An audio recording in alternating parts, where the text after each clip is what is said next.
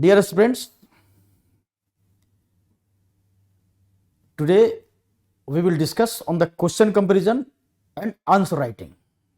क्या अप्रोच आपका होना चाहिए आंसर राइटिंग का, जिससे कि यूपीएससी में भी मार्क्स आपको ठीक तरह से मिल सके और ओपीएससी में भी मिल सके, दोनों ही हम लोगों को जानना है.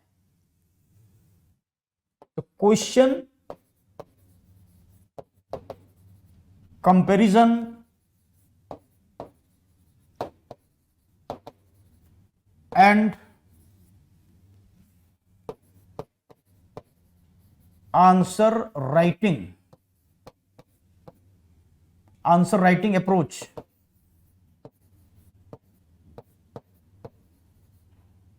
आंसर राइटिंग अप्रोच,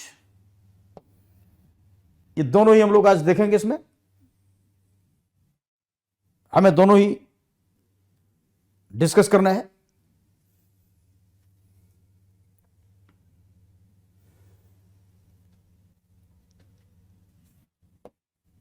और वो portion modern part, because answer writing आप लोगों को मॉडर्न हिस्ट्री में ही करना होता है. तो मॉडर्न हिस्ट्री के जो क्वेश्चंस पूछे जाते हैं, कैसे मॉडर्न हिस्ट्री ऑफ इंडिया, दोनों के सिलेबस सेम है, इसलिए क्वेश्चंस दोनों के एक ही जैसे पूछे जाते हैं. सबसे पसंदीदा टॉपिक जो सिविल सर्विस में होता है वो national movement of India. National movement of India के क्वेश्चंस हर बार आते ही आते हैं. और उसमें सबसे इंपॉर्टेंट अगर टॉपिक है तो वो है रिवोल्ट ऑफ 1857. हम अगर एक टॉपिक को देखते हैं, revolt of 1857, it is very important topic for UPSC and PCS also, चाहे वो ओपीएससी का हो या फिर किसी भी स्टेट का हो. इससे क्वेश्चंस तो प्राय आता ही आता है. लगातार क्वेश्चन देखा मैंने तो इसमें लगा कि ये क्वेश्चंस हर बार पूछा जाता है. जैसे एक क्वेश्चन आता है रिवोल्ट ऑफ 1857 का कि were the disturbances of 1857 a mere mutiny और a war of independence. Mere mutiny और ए वॉर ऑफ इंडिपेंडेंस.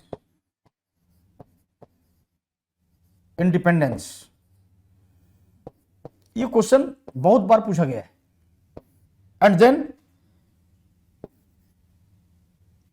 एक और क्वेश्चन आता है रिवोल्ट का कि the revolt of 1857 was much more than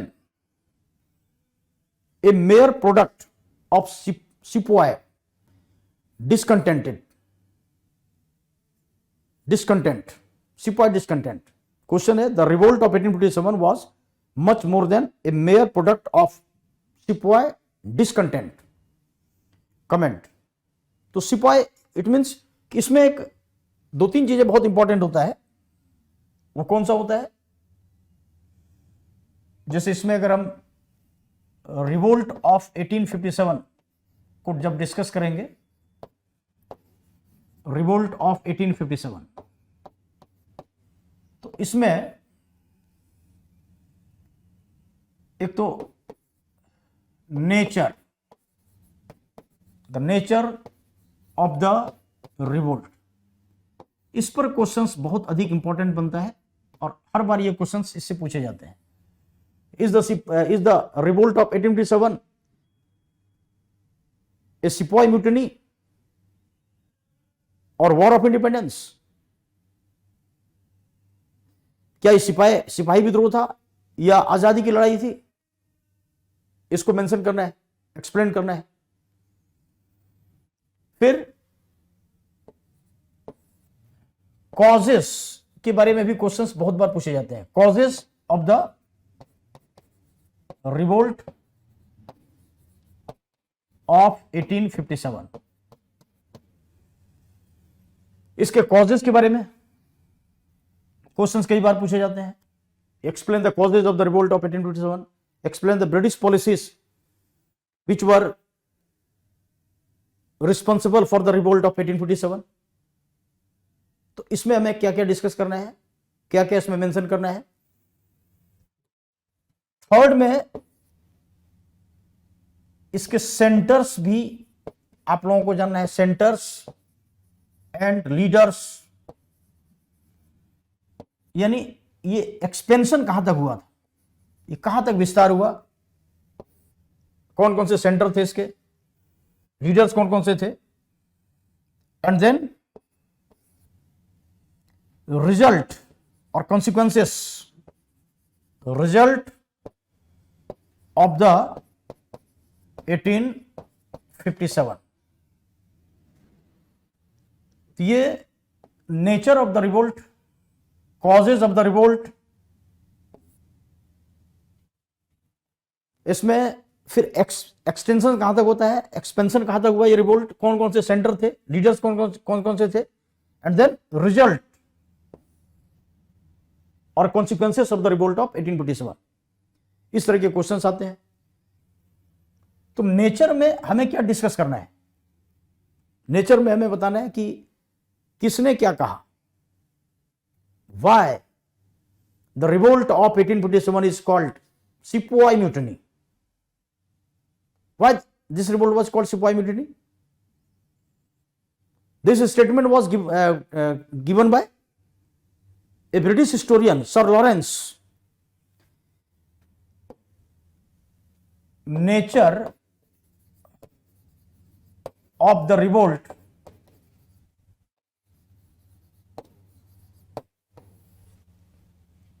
of 1857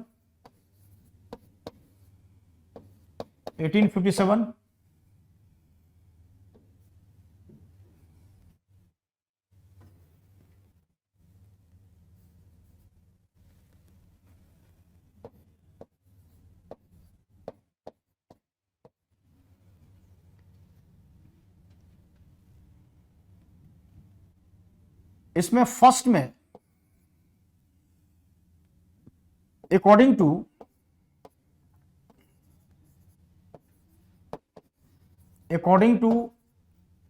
Sir Lawrence,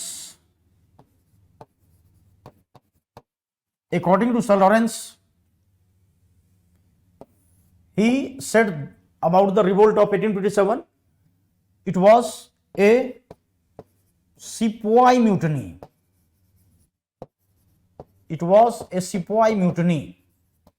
Why he said this statement? सिपाही mutiny क्यों कहा इसने? इसका यह कहना था कि शुरुआत में सिपाहियों ने ही से शुरू किया और लास्ट तक सिपाहियों के द्वारा ही चलता रहा। और नंबर ऑफ रिवोल्टर्स वर सिपोइस, सिपाही ही था, इसलिए इसे सिपाही म्यूटिनी कहा जाएगा, इसे सिपाही विद्रोह कहा जाएगा।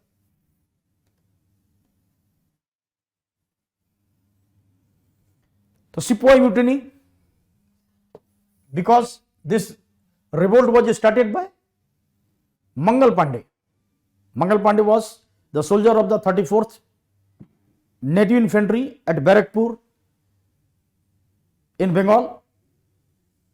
Mangal Pandey was a sepoy, and then this revolt was again started from Meerut, क्योंकि जब मंगल पांडे ने शुरू किया तो मंगल पांडे को उसके बाद अरेस्ट कर लिया जाता है और फिर इसके बाद इसे हैंग कर दिया जाता है, फांसी दे दी जाती है। देन द रिवोल्ट बिकेम, आप कह सकते हैं कि इसके बाद रिवोल्ट जो था वो बिल्कुल शांत हो गया था। But when the revolt was started on 10th May 1857, it continued for 1 year. So the starting date of the revolt was accepted from 10th May 1857. Starting date 10th May 1857 माना जाता है। और इस तरह यह रिवोल्ट यहां से शुरू होता है। तो इस तरह हमें यह पता चलता है कि Mangal Pandey Mangal Pandey, who was a soldier of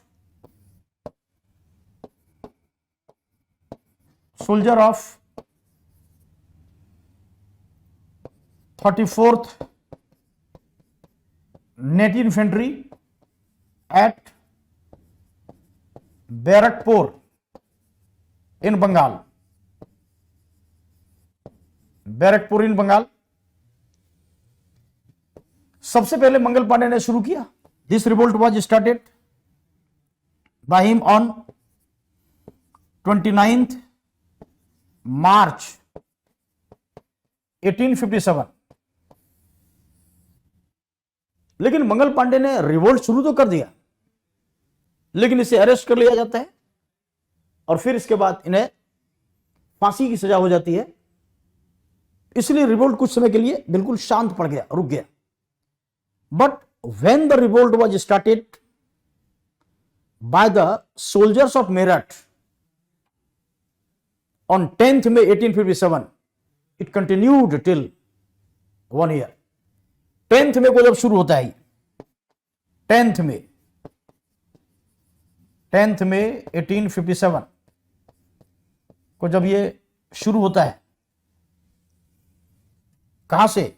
Meerut, from Meerut, and then it continued till 1 year।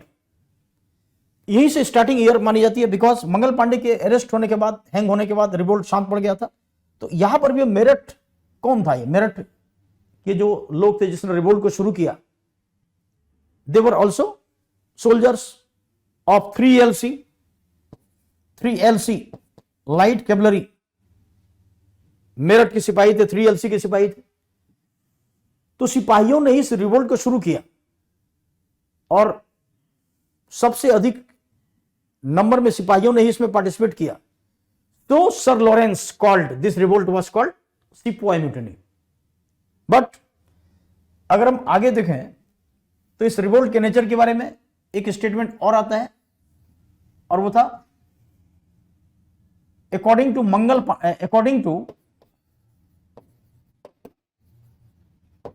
To Vinayak Damodar Savarkar. Vinayak Damodar Savarkar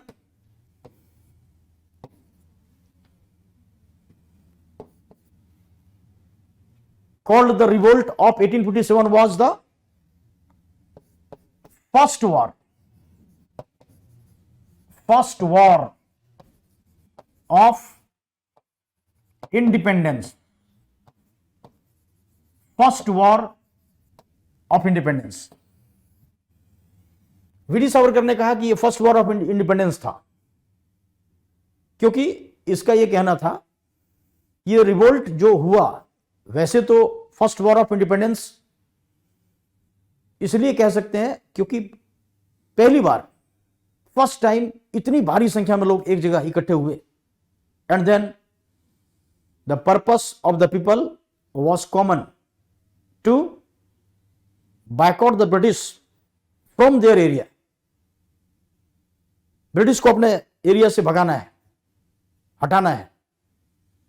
बेशक उसमें इंडिया में यूनिटी नहीं थी, नेशनलिज्म फीलिंग नहीं थी, but each and every people wanted to boycott the British from their area. अपने एरिया से हटाना चाहता था वो। ऐसा पहली बार हुआ कि इतनी भारी संख्या में लोग एक जगह इकट्ठे होते हैं, ये पहले कभी नहीं था, हुआ था। रिवोल्ट तो पहले भी हुआ था।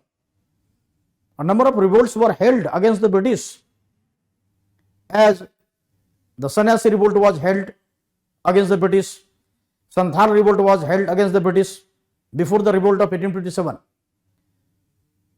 लेकिन इस रिवोल्ट की एक खास बात यह थी कि नॉर्थ इंडिया, सेंट्रल इंडिया में इतनी भारी संख्या में एक पर्पस को लेकर, एक कॉमन पर्पस को लेकर लोग इकट्ठे हुए, और इसीलिए वीडी सावरकर ने इसे अपनी बुक में क्या कहा? First war of independence.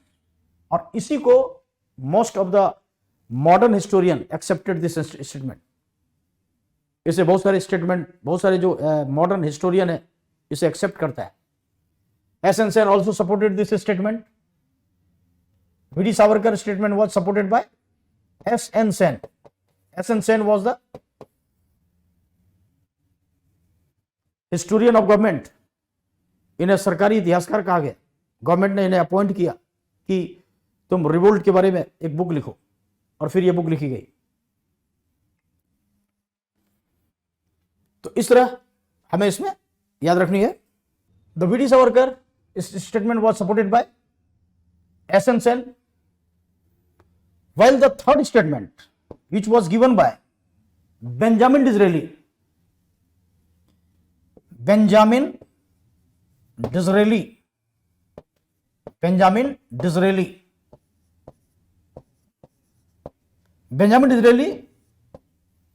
जो बाद में ब्रिटिश पार्लियामेंट का मेंबर भी, वो उसमें ब्रिटिश पार्लियामेंट का मेंबर भी था, बाद में प्राइम मिनिस्टर भी बनता है. Later he was the prime minister of Britain.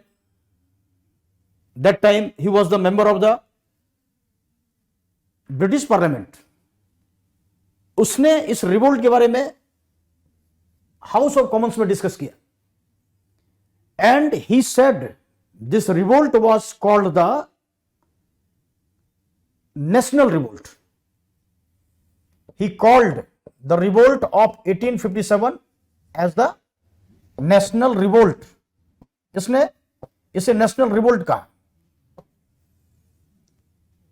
क्योंकि इसकी नजर में ये पूरे कंट्री में हुआ था, ये नेशनल लेवल पर ये हुआ था. So this revolt was called national revolt by Benjamin Disraeli. While a statement which was given by RC. Majumdar. RC. Majumdar said about the revolt of 1857. R.C. Mazumdar, who said about the revolt of 1857, it was neither first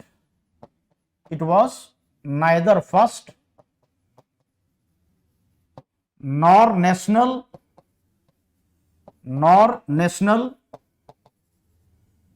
and nor war of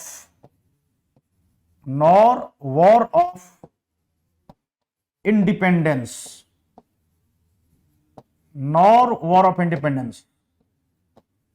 He said this revolt was not the first revolt, and this revolt was not the national revolt, and this revolt was not the war of independence. उन्होंने कहा कि ये पहली बार ऐसा नहीं हुआ है, पहले भी हुआ था. इन्होंने कहा कि सन्यासी रिवोल्ट पहले हुआ था, इसके बाद संथाल रिवोल्ट होता है, बट इसीलिए हम इसे फर्स्ट रिवोल्ट नहीं कह सकते. नॉन नेशनल, उन्होंने कहा कि उसमें किसी के मन में पैट्रियोटिक फीलिंग नहीं थी, राष्ट्रवाद की भावना नहीं थी, नेशनलिज्म उसमें था ही नहीं. सो this revolt is also not called, this revolt is not called as the national revolt, and nor it was the war of independence. Independence क्यों नहीं था, war of independence क्यों नहीं कह सकते हैं? Because this revolt was not on the full of patriotic feeling. This revolt was not, this revolt has no any common purpose. सभी के अपने अपने अलग अलग पर्पसेस थे. एज फॉर एग्जाम्पल कि बहुत सारे किंग्स ने इस रिवोल्ट में पार्टिसिपेट इसलिए किया क्योंकि उसके जो स्टेट थे उसे ब्रिटिश ने एनेक्स कर लिया था, छीन लिया था. On the basis of doctrine of lapse, as Dalhousie introduce this system, doctrine of lapse, doctrine of lapse or doctrine of lapse which was introduced by Lord Dalhousie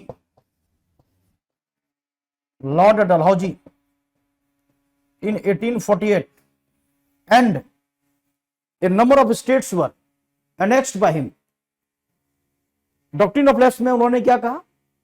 उन्होंने कहा कि अगर किसी के पास अपना नेचुरल हायर नहीं है, अपनी संतान नहीं है, तो उस स्टेट को उस किंग के डेथ होने के बाद ईस्ट इंडिया कंपनी अपने अंडर में कर लेगी.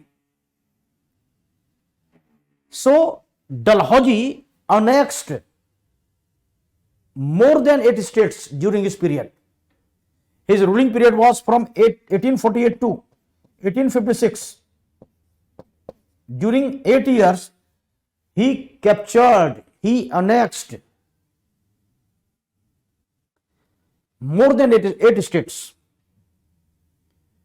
उन्होंने कहा कि जिसके पास अपनी संतान नहीं है वो अडॉप्ट नहीं कर सकता.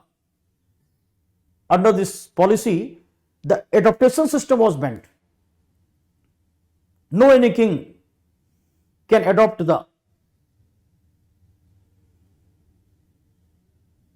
अगर अपने पास उसे अपने नेचुरल हायर नहीं है, अपनी संतान नहीं है, उसे वो अडॉप्ट नहीं कर सकता, किसी दूसरे बच्चों को गोद नहीं ले सकता.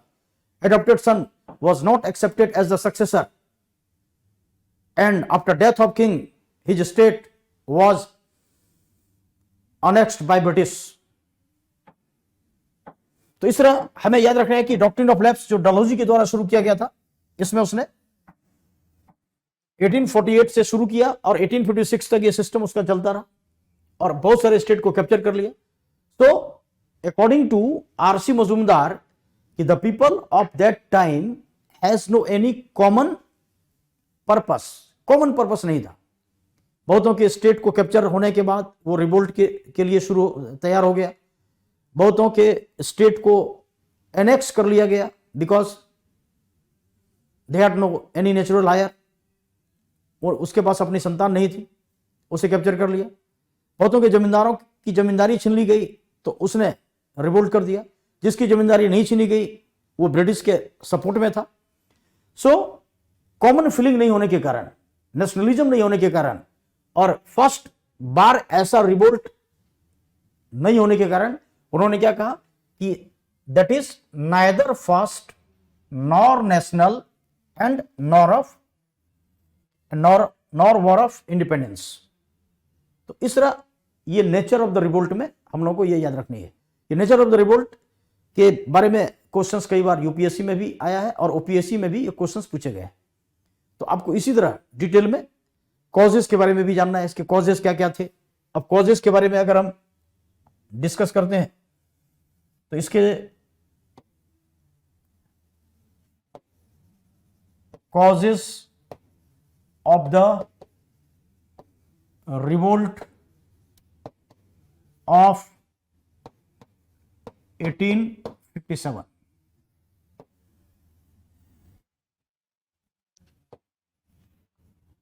Political cause,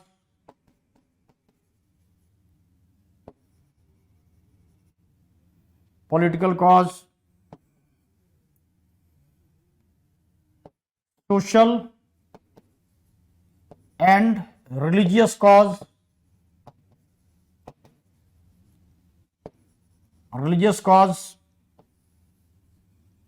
economic cause,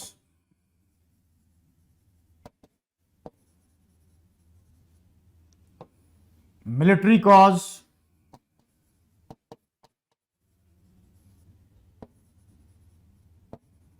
and then immediate cause. Immediate cause, ये कॉज में आप लोगों को इस सभी को एक्सप्लेन करना है अलग अलग करके. पॉलिटिकल कॉज में doctrine subsidiary alliance system, doctrine of lapse, इसमें सब्सिडियरी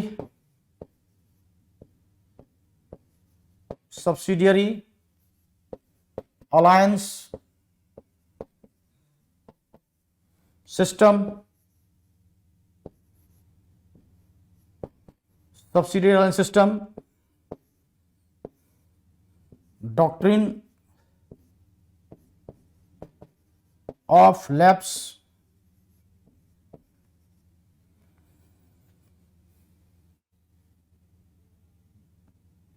बेसिकली ये दो पॉलिसीज के बारे में एक्सप्लेन आपको डिटेल में करना है। And Dalhousie's policy to annex the state as Awadh was annexed by lord Dalhousie on the ground of mismanagement, misgovernance. तो misgovernance policy of Dalhousie, it is also explained under political cause. तो इस तरह के causes के बारे में आपको mention करना है। और फिर इसके बाद सोशल एंड रिलीजियस कॉज में लेक्स लोकी एक्ट भी मेंशन करना है। इसके बाद ब्रिटिश सोशल पॉलिसी जो थी, as you know that sati system was abolished by Lord William Bentinck. Lord William Bentinck ने सती सिस्टम को हटाया। तो सती सिस्टम को हटाने से बहुत सारे इंडियंस ब्रिटिश के अगेंस्ट में हो जाते हैं। Why? Because that time our society was suffering from the superstitions. उसमें बहुत अधिक सुपरस्टिशंस थे, जिसके कारण लोग अपने सिस्टम को, जो कि शुरू से चल रहा था, उसे छोड़ना नहीं चाहते थे। But Bentinck abolish the sati system, abolish the female infanticide, widow remarriage act was also passed and implemented during the period of lord Canning. So ये सभी जो एक्ट बनाए गए, इन सभी एक्ट का रिएक्शन ये होता है कि लोग ब्रिटिश के अगेंस्ट में हो गए। बिकॉज इंडियंस उसमें क्या थे? सुपरस्टिशियस थे, क्योंकि जितने भी सोशल इविल्स था उसको रिलीजन से जोड़ दिया गया था। और रिलीजन से जोड़ने के कारण लोगों को लगता था कि अगर हम ये फॉलो नहीं करेंगे तो कुछ अनहोनी हो जाएगा, कुछ मिस हैपनिंग हो जाएगा, इसलिए हमें ऐसा करना चाहिए। इसी को तो जगाने का काम राजा राम मोहन राय ने किया। उन्होंने मेल फीमेल दोनों को इक्वल राइट देने की बात कही। उन्होंने फीमेल एजुकेशन को इंपॉर्टेंस दी। उन्होंने सती सिस्टम के अगेंस्ट में मूवमेंट कर दिया। So the renaissance was started by Raja Ram Mohan Roy. इसी के कारण रेनेसां होता है, इन्हीं सभी कारणों से होता है, जो कि हम लोग डिस्कस करेंगे जब आपको मॉडर्न हिस्ट्री को सिस्टमेटिक वे में जब आपको बताया जाएगा तब। तो इस तरह हमें ये याद रखना है कि सोशल एंड रिलीजियस कॉजेज में रिलीजन से संबंधित और सोशल पॉलिसी से संबंधित हमें मेंशन करना है। इकोनॉमिक कॉज में बेसिकली ये सबसे इंपॉर्टेंट कॉज था, because when the British came to India they started to sell their machinery product and that was cheap। वो सस्ता भी होता था, मशीन का बना हुआ सामान वैसे भी सस्ता होता है। जबकि इंडिया में उसमें क्या था? हैंडीक्राफ्ट इंडस्ट्रीज, कॉटेज इंडस्ट्रीज बहुत अधिक थे। ब्रिटिश ने हमारे रॉ मटेरियल्स को परचेज कर लिया, जिसके चलते हमारे कॉटेज इंडस्ट्रीज सारे बंद हो गए and the unemployment problem was created. So a number of people started to protest against the British and they wanted an opportunity to protest against British, and that opportunity was given by the soldiers in 1857. So the farmers, peasants, craftsmen, artisans, zamindars, kings and a number of common peoples started to protest against the British in 1857। बहुत सारे taxes को भी British ने Indian के ऊपर impose किया था as the permanent settlement system. Economic में हमें इन सभी के बारे में बेसिकली आपको जोर देना है। Economic cause, economic cause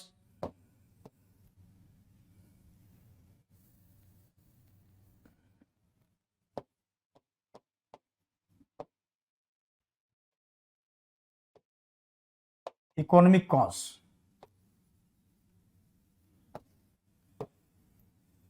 These three tax system is very important। First, permanent settlement system, permanent settlement system, Ryotwari system, Ryotwari system,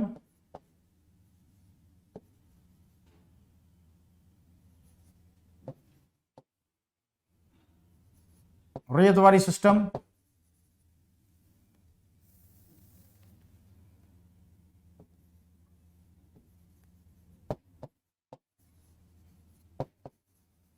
Ryotwari system, and then Mahalwari system, Mahalwari system.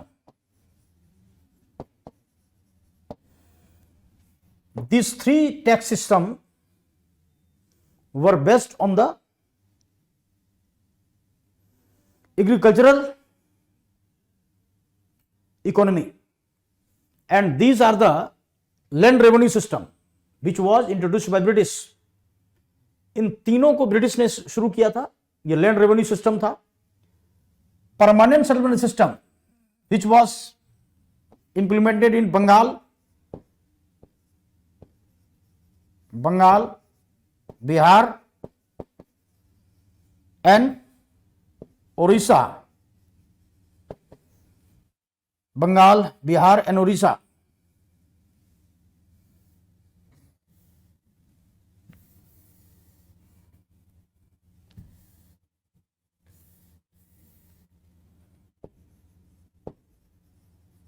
Bengal, Bihar and Orissa. This system was the land revenue system, and the land revenue was collected by zamindars. Bengal, Bihar, Odisha, Bihar and Odisha, Assam, these parts were the part of Bengal that time. So जो भी बंगाल में implement होता था वो बिहार में भी, उड़ीसा में भी, और बाकी जो से बांग्लादेश का भी जो पार्ट था वो भी से शामिल था. तो this system was introduced by Lord Cornwallis in 1793 to collect the land revenue. अब इस सिस्टम से क्या लोगों को परेशानी हुई? जमींदार became the owner of the area. खेत तो किसानों के पास था, बट उस खेत का मालिक जमींदार हो गया. And the farmers had to pay the taxes to the जमींदार.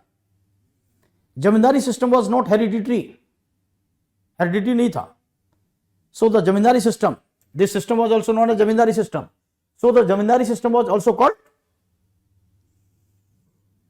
सनसेट सिस्टम, क्योंकि एक डेट फिक्स होती थी, उस डेट तक में उसे लैंड रेवेन्यू कलेक्ट करके ब्रिटिश को देना होता था, और नहीं देने पर उसकी जमींदारी छीन ली जाती थी. So a number of zamindars also started to protest against British because they were separated from their zamindari right. एक रीजन ये भी था इसका. Ryotwari system which was implemented in Madras area, and सबसे मेजर पार्ट में इसे इंप्लीमेंट किया गया था. इसे बॉम्बे में भी इंप्लीमेंट किया गया था, कुछ पार्ट बॉम्बे में भी. इसे अगर ये मद्रास में सबसे ज्यादा फेमस हुआ, मद्रास के एरिया में. And this system was introduced by Lord Thomas Munro, who was the lieutenant governor of Madras at time in 1820. Colonel Reed, at first this system was introduced by Colonel Reed, and then Lord Thomas Munro. अब इसमें क्या हो रहा था कि यहां पर कोई जमींदार अपॉइंट नहीं किया गया, बल्कि लैंड रेवेन्यूज अब ईस्ट इंडिया कंपनी के जो ऑफिसर्स थे वही डायरेक्ट फार्मर से लेते थे जाकर. इसमें कैश ही पेमेंट करना पड़ता था. तो इससे भी जो उधार देने वाले महाजन लोग थे, अब उसका एक तरह से आप कह सकते हैं कि उसका राज हो गया, और अब वो उधार लेकर के, फार्मर्स उधार लेकर के भी, कर्ज लेकर के भी, ऋण लेकर के भी इंटरेस्ट पर अब वो टैक्स देना शुरू कर दिया, इससे भी बहुत परेशानी शुरू हो गई। Then Mahalwari system which was introduced by Holt Mackenzie and this system was implemented at first in UP and Punjab area. That system was implemented in remote area, जहां पर जाने आने की सड़कें नहीं थी, वहां पर इसे इंप्लीमेंट किया गया। इस सिस्टम में और ज्यादा सुधार हुआ लॉर्ड विलियम बेंटिंग के द्वारा 1833 में। तो these three systems exploited the farmers and the farmers wanted to destroy the system, and when the soldiers started to protest against British, the peasants, farmers, artisans and all sufferer people also supported the militaries and thus the revolt was started. तो इस तरह ये approach आपकी होनी चाहिए, जो कि आपको मैं अभी बताया। तो इकोनॉमिक कॉज में ये सब बहुत ही इंपॉर्टेंट है, जिसको कि आपको जानना है।